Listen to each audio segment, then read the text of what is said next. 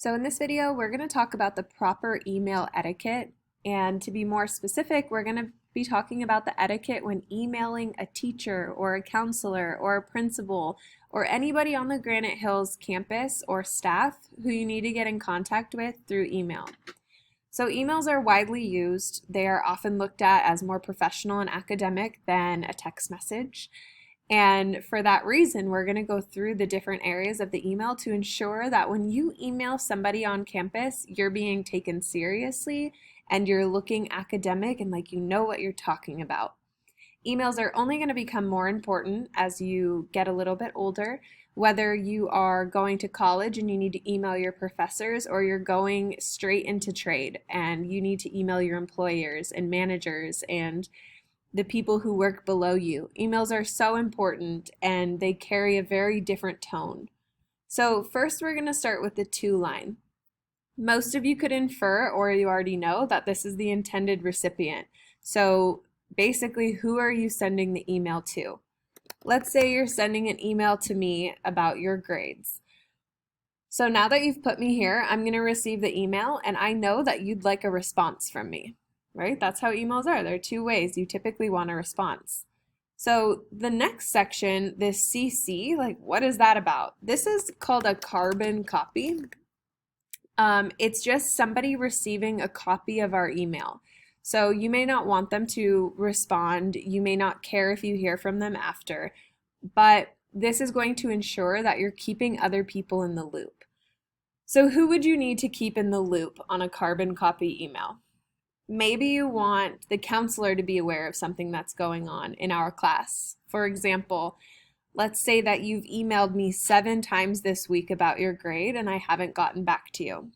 And you're finally over it, you're done with it, and you decide, you know what, I need my counselor, Mrs. Lusk, to know what's going on with my teacher. So now you send the email and I get it, I know I'm the recipient, and also your counselor, Mrs. Lusk, receives it. So we're keeping her in the loop, right? We want her to know what's going on, but we don't expect her to respond. It's almost like tracking who you're speaking to. Another reason you might use this, why I might use it, is to email your parents.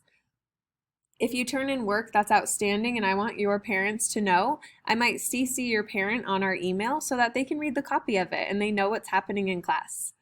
It could be positive or negative. It's just that you want someone else's eyes on the email. So the next section is this BCC. So let's remove this.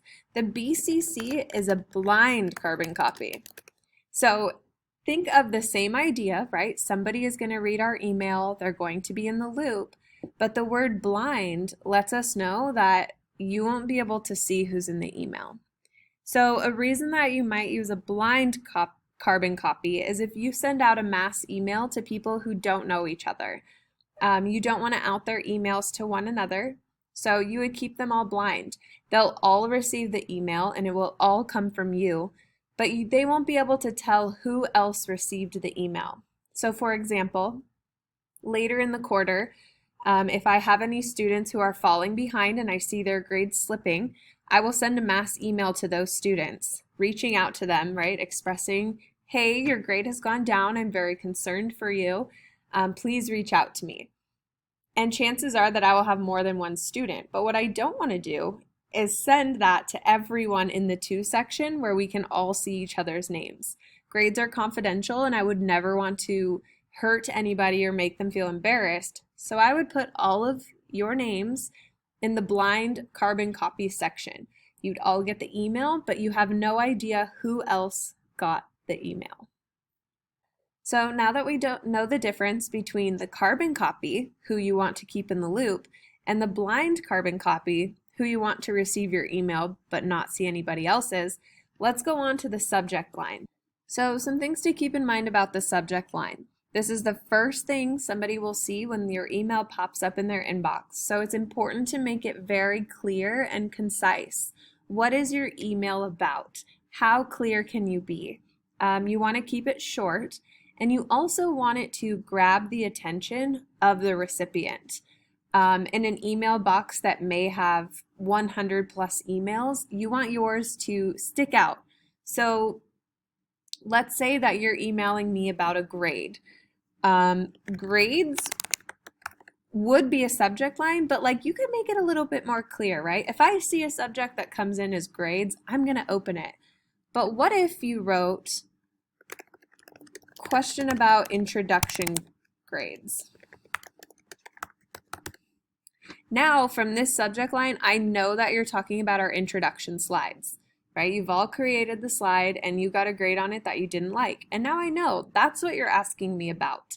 So automatically, I can go back into Schoology and open up your assignment and see what grade I gave you. A subject line that would not work is hey. I have no idea what you want from me when you say hey. Hi, same idea, right? It's just not specific enough. To write period 2 English, what about it? What do you mean period 2 English? What are you emailing me about? Is it a question? Is it a concern? Do you need help? So your subject line, you want to make it very specific and very clear. So let's go back to grade about introduction, grade question about introduction assignment. So now when I see your subject line, I know exactly what it's about. What you do not want to do is write your entire email in question in the subject line. The subject line is the subject of your email, the main point of your email. What do you want from me when I receive this email? The next portion is the email body. The email body is the biggest part of the email template because that's where you should be writing what you need to say.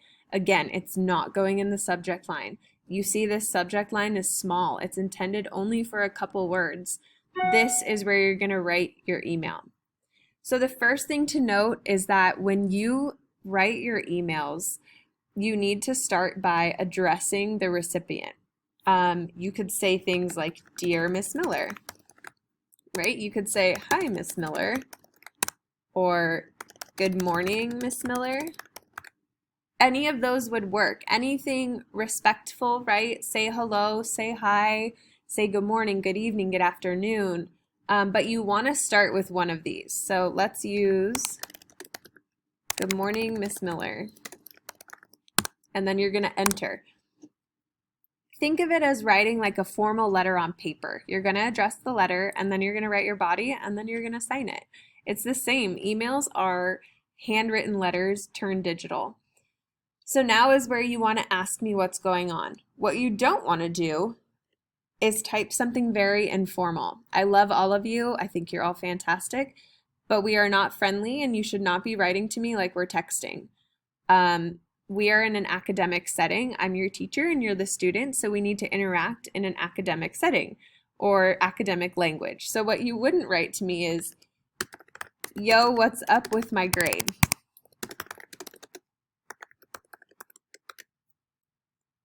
Grammar is really important in emails, so you would never want to do this. You would never want to say yo. It's just very informal and it's unacademic and it's displeasing to read. So instead, you might write something like, I was hoping to talk to you about the grade I received on my introduction slides. Do you have time to talk about it after class next week? So here's what you're hoping. I'm hoping to talk about my grade, and here's where you're eliciting something from me. You want to talk about it. After you write your email, you need to sign off. There's a couple ways to do this. You could write take care. You could write thanks, best, sincerely, any type of sign off that you like. Typically, thanks is a very standard one, and then you would write your name.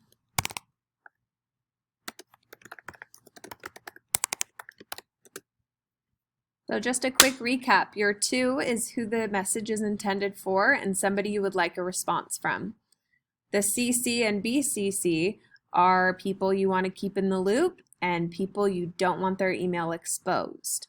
Your subject line should be short, concise, and to the point.